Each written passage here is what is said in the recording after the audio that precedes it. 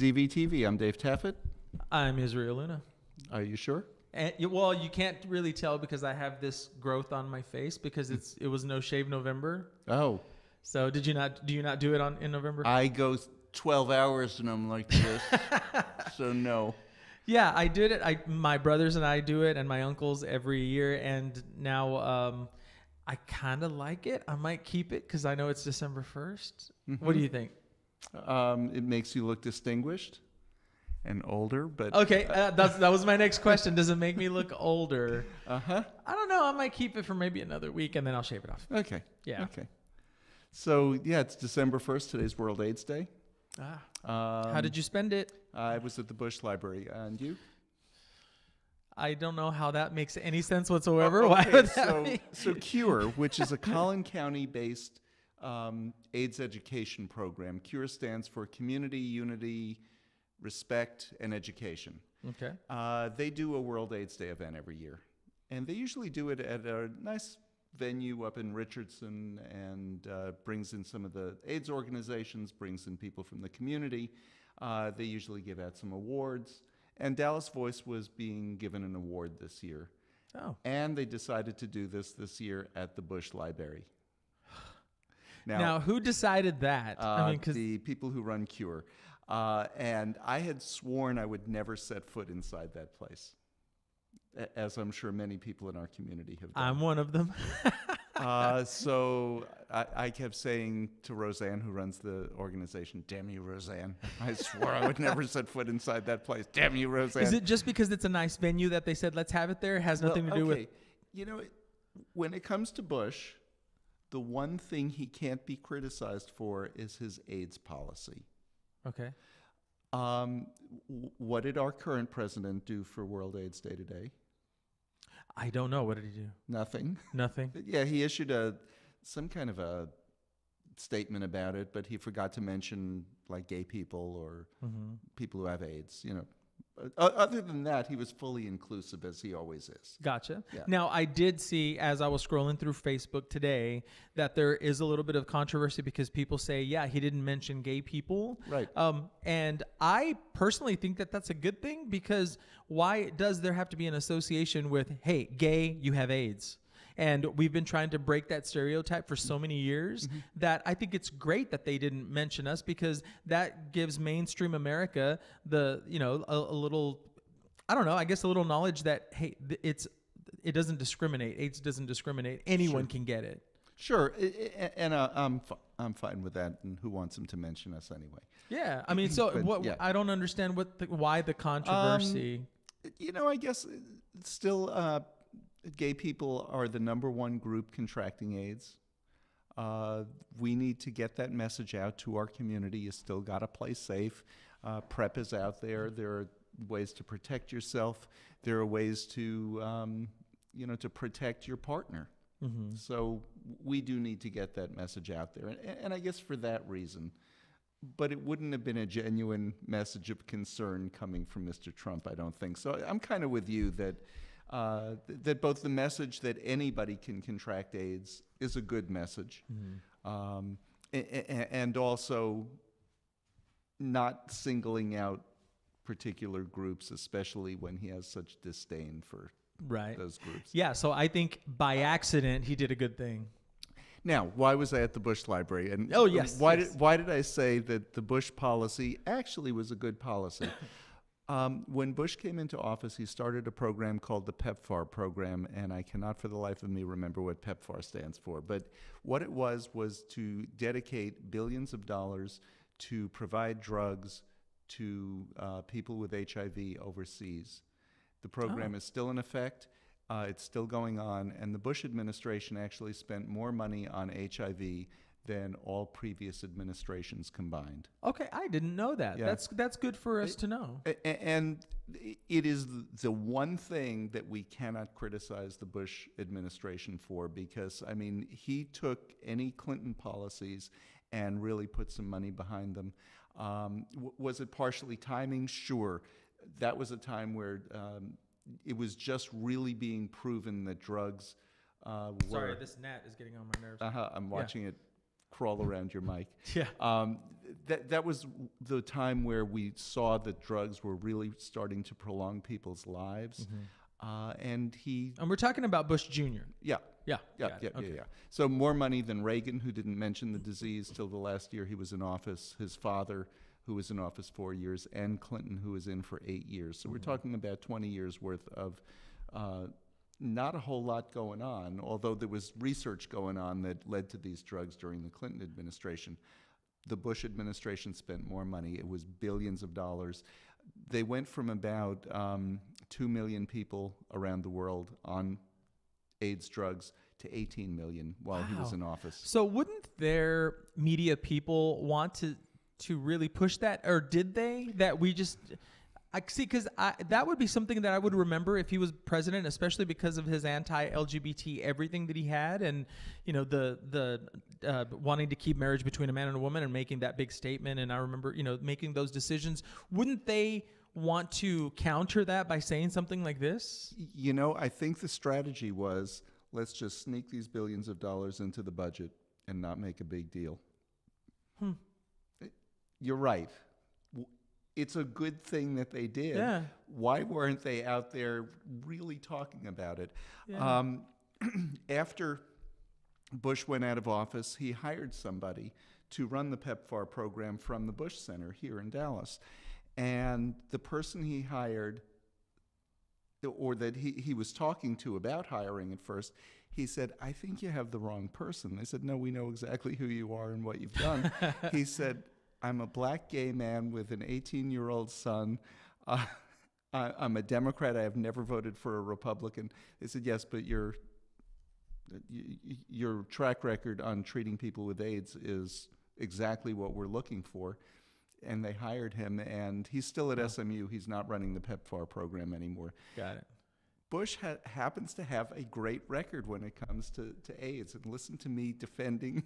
I know, right? George You know, Bush. I mean, that's good to know. I mean, because it makes me think, you know, actions speak louder than words. And those actions, I think, are a very, really great thing. And even if it's the people around him that were just smarter than him, and maybe it was their idea, who cares? They were under his administration. So, you know what? Kudos to him for that. Okay, so one of the problems with Trump is that Trump knows everything. Trump is smarter than everybody. Trump doesn't need diplomats. Diplomats around the world have been fired. Hundreds of career diplomats since Trump came into office have been retired or fired, put out of office. We have lots of vacancies around the world.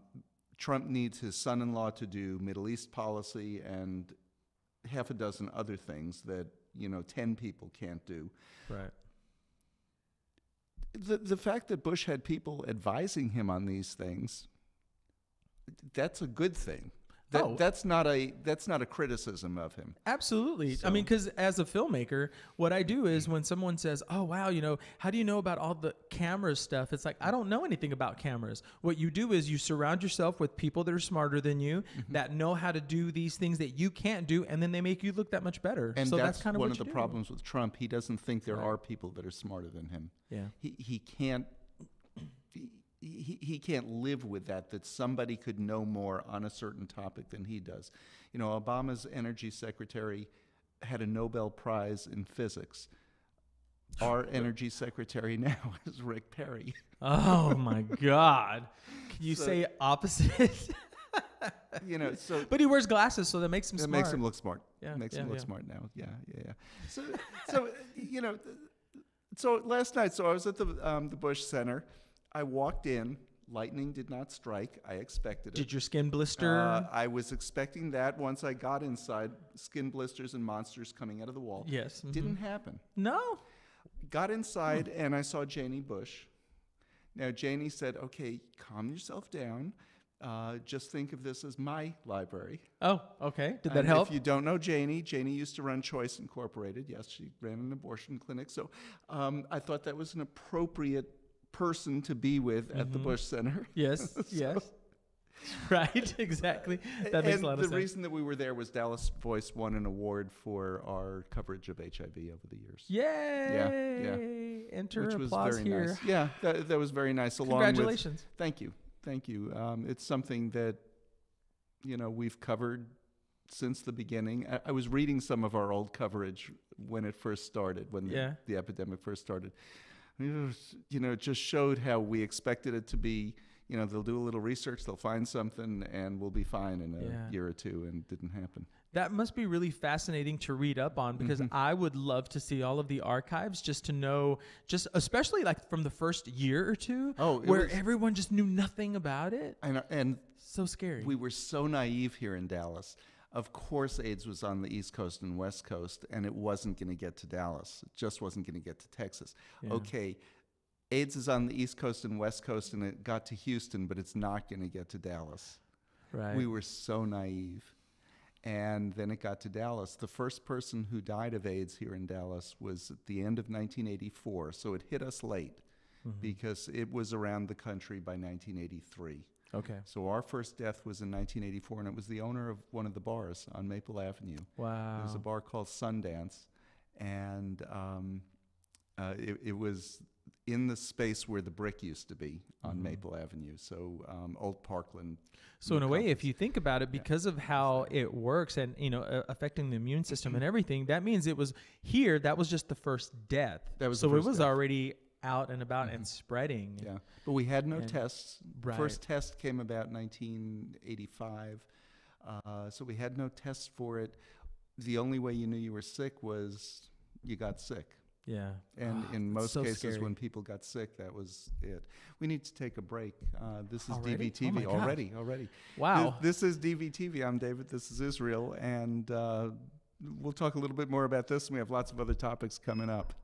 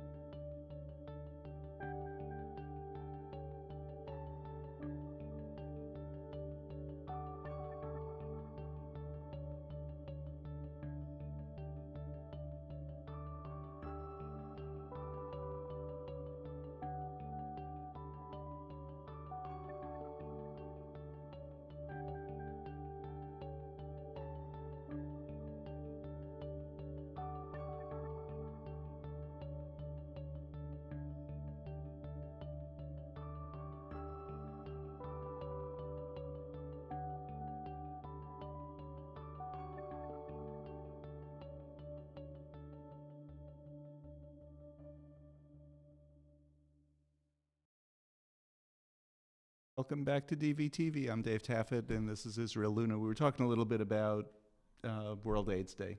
Yes. When we were talking about, like the early days of the voice covering AIDS, it reminded me, and to tell everyone, is that on Netflix there are quite a few really great documentaries of people talking about the beginning of the AIDS crisis and before there was even a name for it. And it's extremely educational and touching and heartbreaking and sad and beautiful and wonderful. You should watch all of them. There's one called How to How to Survive a Plague. And then there's a few others that I can't think of at the moment, but some of them they're all really fascinating, because you can't imagine having, all of your friends around one day, and then in 6 months, most of your friends are dead, and you don't know what it's from. You don't know how you catch it. You don't know if it's airborne. You just don't know anything. Well, in the early days, I had a friend, he was patient 25 or 6, I think 25, on the National Institute of Health's list of people with HIV. So he was the 25th person that they knew of. Wow. The way they found, and in fact, they named it AIDS the week he died. Which was, I guess, May of 1983. Wow. But he had been sick for a couple of years. He had Kaposi sarcoma, and he was written up in the medical books, actually, because they weren't diagnosing him with HIV or with, HIV the virus hadn't been discovered yet, but they weren't diagnosing him even with GRID, which was gay-related immune deficiency, which was what it was called before it was called AIDS. Wow, I didn't know that. They were just diagnosing he had Kaposi sarcoma. The only thing he had in common with other people who had Kaposi sarcoma was that it was a cancer. It's a skin cancer, and it's these purple blotches that people got all over their skin. He was 24 or so. The next youngest person ever documented with Kaposi's was in his late 50s. But it was usually seen in Mediterranean men and Jewish men, and the only thing he had in common was that he was Jewish. Wow. So he was written up, and then all of a sudden there were these clusters of people with Kaposi's. Yeah. So he died of other things. Right. I had a partner at the time, not that early. In 1990 he died. He was in the hospital with these strange conditions. We knew he had AIDS, and he was on AZT, which was the only medication that there was for it at the time. But we didn't know about some of the other diseases that came along with it, that having a depressed immune system would cause. That so you he could catch, had CMV, which is cytomegalovirus, which attacks different organs. And what was funny, and it really was funny to watch, it was interesting how it must have affected his brain, and it had to have affected the part of the brain where that separates discussions. So if a discussion's going on over there and we're having a discussion and the TV is on, we can separate those things. He couldn't separate them. So we're watching a video, and it was I Love Lucy, and it was the Vitamita Vegemin commercial episode. And the nurse came in, and she said she had his pills for him. And so he took them, and he couldn't distinguish between himself and Lucy, so he took them and just went, so tasty too. Aww. And this is somebody who had been basically nonverbal Yeah. for a while because of what the disease had done to him. So it was interesting watching what these diseases did. And it was soon after he died in January of 1990 that they identified it as cytomegalovirus. Right. But it's this horrible virus that most of us have in us, and a normal immune system suppresses it. And suppresses it, yeah. And if you have no immune system, you can't fight it. Right. And it attacks different organs. So it attacks the eyes so that you lose your eyesight. It'll attack the brain so you lose your ability to talk or to distinguish between things going on around you. It can attack the heart. It can attack any organ. Just horrible diseases Terrible. that go along with HIV. Right. People who are not protecting themselves about the virus are not remembering all these horrible diseases that go along with it. Well, it makes me think, well, of course, that's why you guys won that award, is because for a lot of people, it might be a fad, this person was promoting and Elizabeth Taylor was out about fighting AIDS, but now it's past. That was in the 80s or early 90s, but you guys continued because it still is an issue. It still is a problem, and it's not a fad. It's still there, so you continue to cover it. So I'm glad that you were recognized for that and won the award. New discovery that I just heard about today, actually. this drug cocktail that most people with HIV take. One of the drugs protects the T cell, protects the outside of the T cell, and as the HIV virus tries to attach to the cell, it makes the cell smooth so that it can attach very easily and get in. Another one of the drugs does something inside the cell so that it makes it harder for the virus to get outside the cell, attack other cells, and replicate. Okay. This new drug that they're experimenting with actually attacks the virus. Is this the Johnson & Johnson one? I'm not sure. It could be. Because a couple of months ago, I had brought it up to Tammy, and I said, Tammy, did you see that major announcement that Johnson & Johnson did? And Hugh Jackman was there, Whoopi Goldberg, and they were all celebrating this new thing that they had tested it in a certain animal. I think it was maybe rats or rabbits. And it had 100% effectiveness to wipe it out. And they had, they had done it with 100 human specimens. And it worked 100%. And they were now going to start expanding. Wider testing.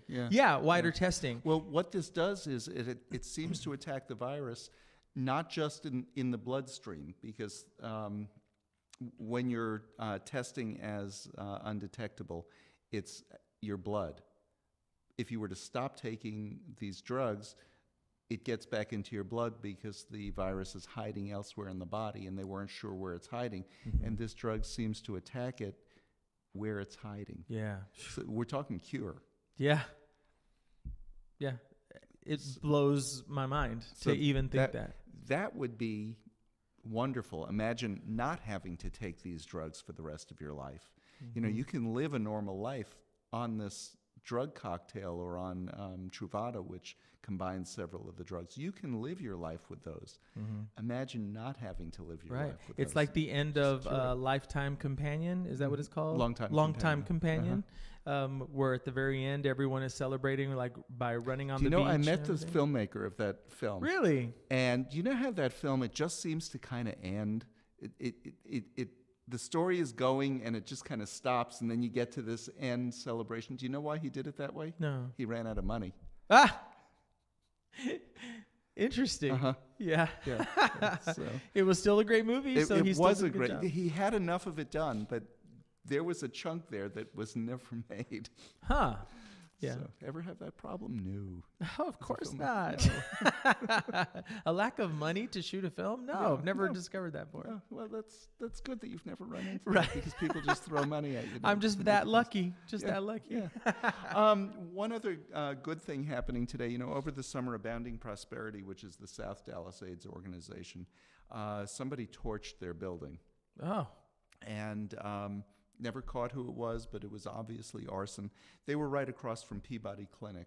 Well, they've found a new building, and they're dedicating it tonight from 7 to 10 p.m., which is very nice that they were able to find a new place. It's a larger location.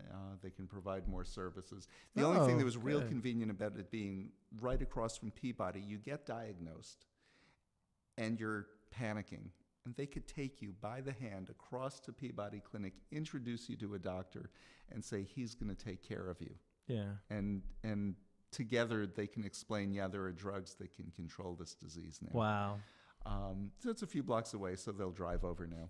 Yeah. Very cool. That was a terrible arson. It was. I walked into the building that morning, and I was afraid to actually walk into it because it was just an old house. And I was afraid that the floorboards were going to fall through. It was that serious. And did they discover who did it? Oh. No, there's video of it from across the street from Peabody.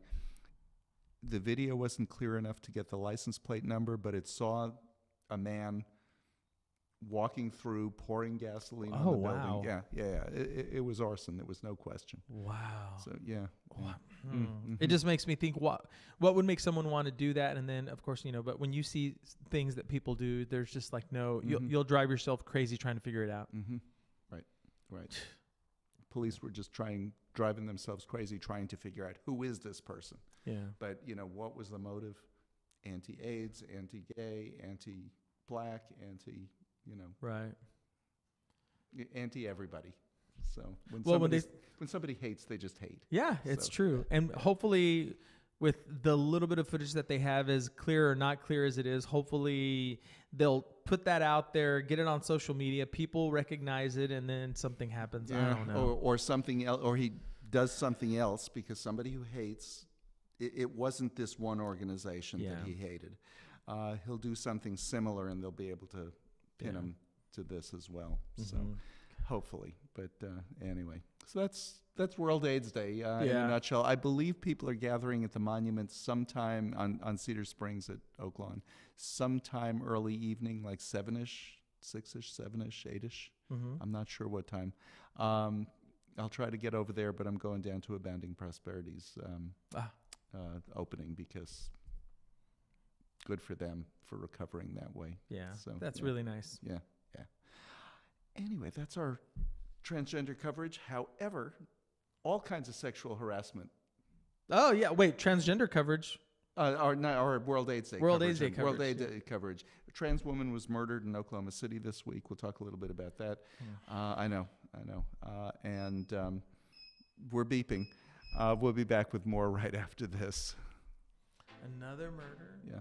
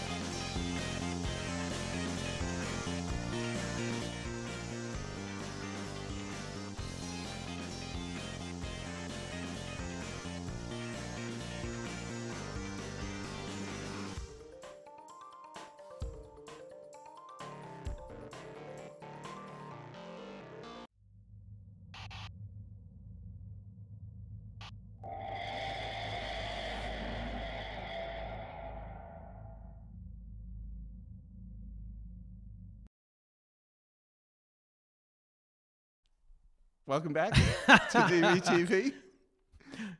I have to leave for a second, and then I'll be right back. Okay. Do you know this has happened to me before once?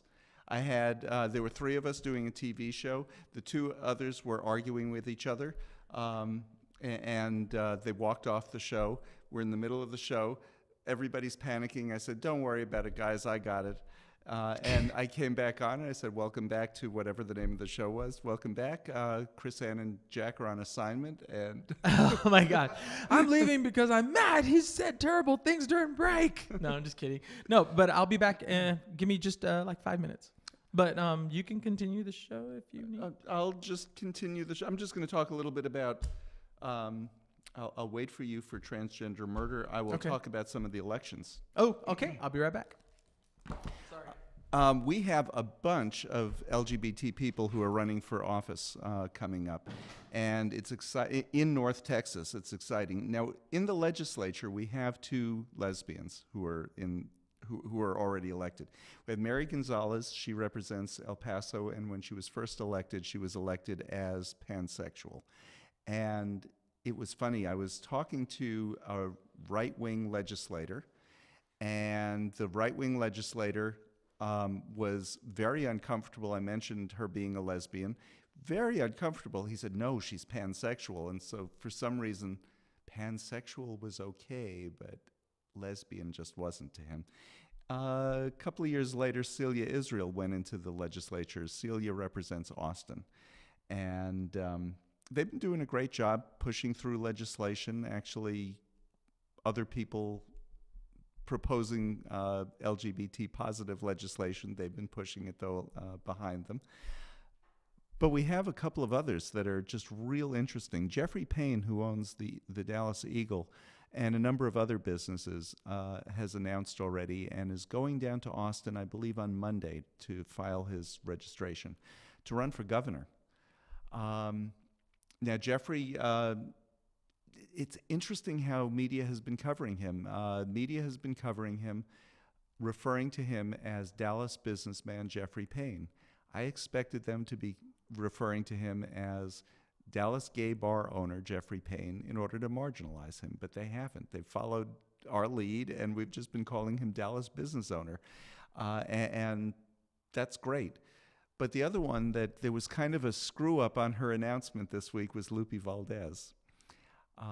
The head of the Democratic Party in Dallas announced that Lupe was resigning as of next week from her office because we have a law that says you have to resign to run for higher office. So she announced that Lupe was resigning as of next week in order to run for governor herself. Turns out Lupe hadn't turned in any paperwork. Clay Jenkins confirmed there was no paperwork that was turned in.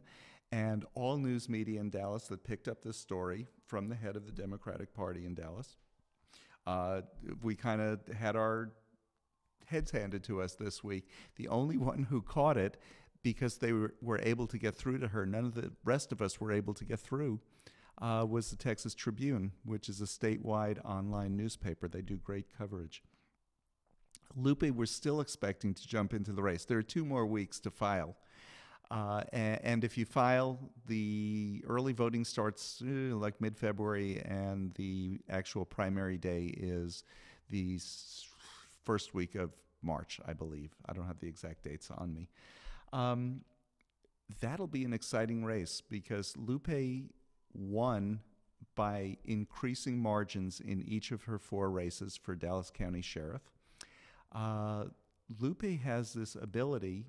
Obviously she brings out the LGBT community, but she has this ability to form these coalitions. She brought out the Hispanic community in Dallas County in big numbers, and if she was running for governor, she'd be able to do that statewide, hopefully. So we'll see. We'll see whether she can do that. 2 other races that I think are fascinating to see. John Duncan, who works for Prism Health, better known as AIDS Arms. John Duncan is running for the District 6 U.S. House District seat, and he was running against Joe Barton. Joe Barton this week, a naked picture of him that he sent to somebody that he wasn't married to came out on the internet this week, and he's no longer running for office, so it's an open seat. Joe Barton has an assistant who said that he's planning on running, so he has a couple of weeks now to file. John Duncan, I called him and I said, I like to be even-handed, and we posted Joe Barton's naked picture. If you would like, just send me a picture and we'd be happy to post your naked picture too. But he declined. He decided that wouldn't be a good thing for him to do. District 3 is represented right now by Sam Johnson, right-wing extremist from Plano. Lori Birch, who's a lesbian. She's an attorney up in Plano. She's married, has 2 kids. She is running for his seat. He's retiring. Sam Johnson's retiring. Lori has a challenger in the Democratic primary, and the challenger's name is Sam Johnson. So that Sam Johnson, because of the Republican Sam Johnson, has name advantage. But we'll see. Lori would be should be a great candidate. She's great on issues. She can talk any number of issues, and she'll hold her own in any debate against anybody she's running against.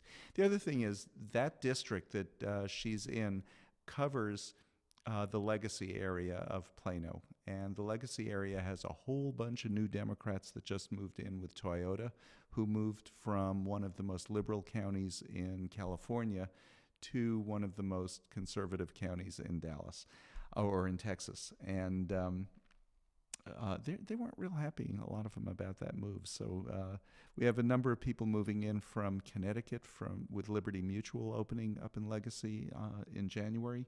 So an awful lot of new Democrats moving into that district. So actually a Democrat has a good chance.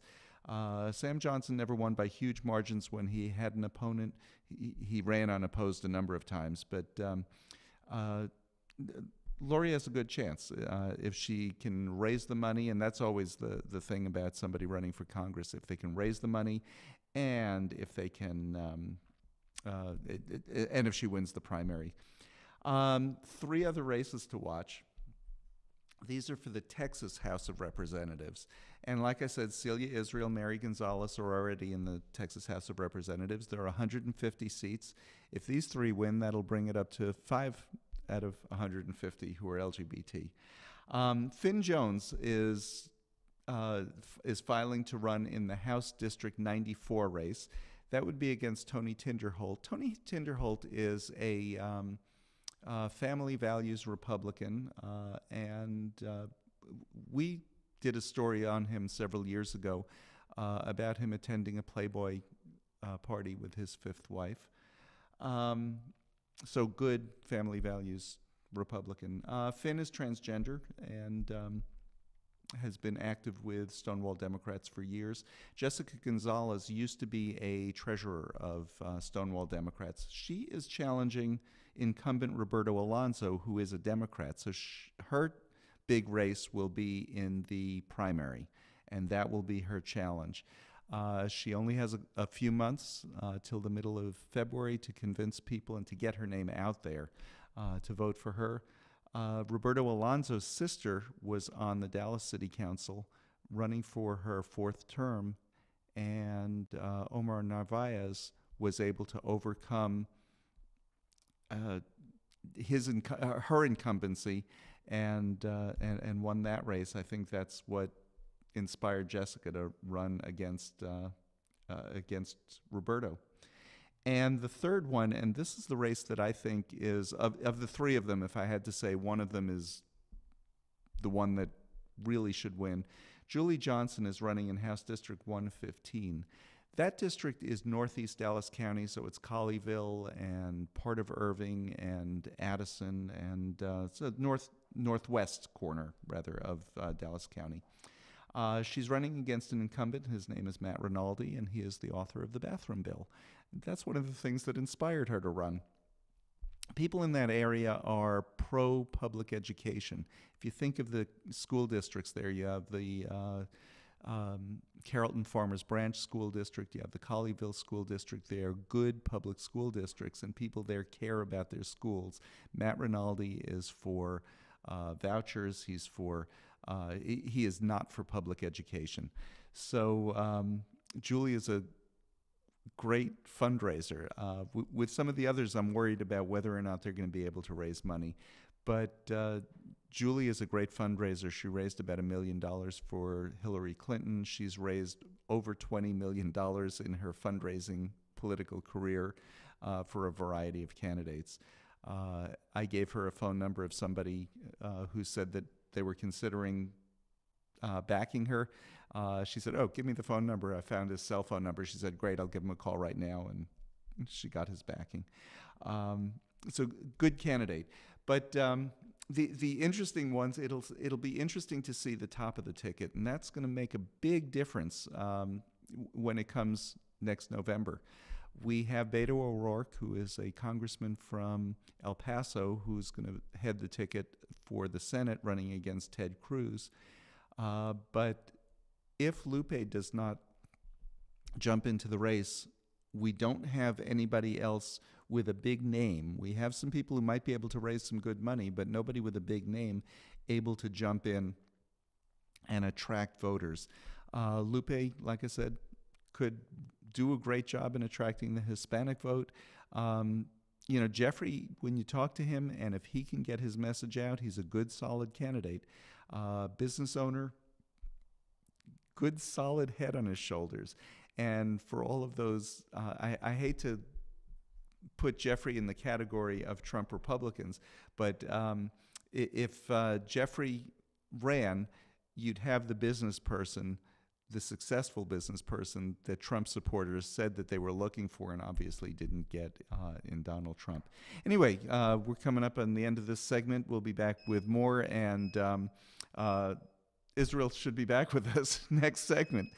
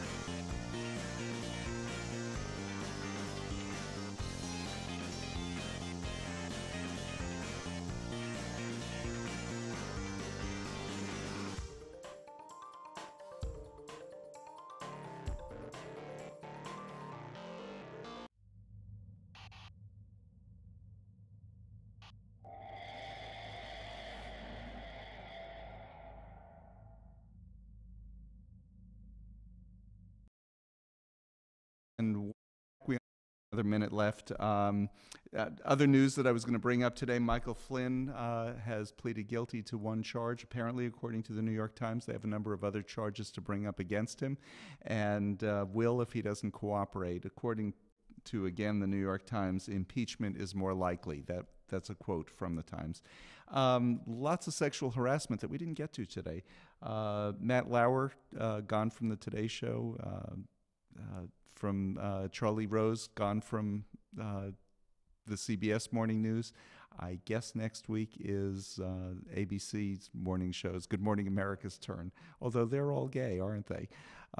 Just about. Not Stephanopoulos, but he should be. So I'm Dave Taffet. Tammy will be back next week.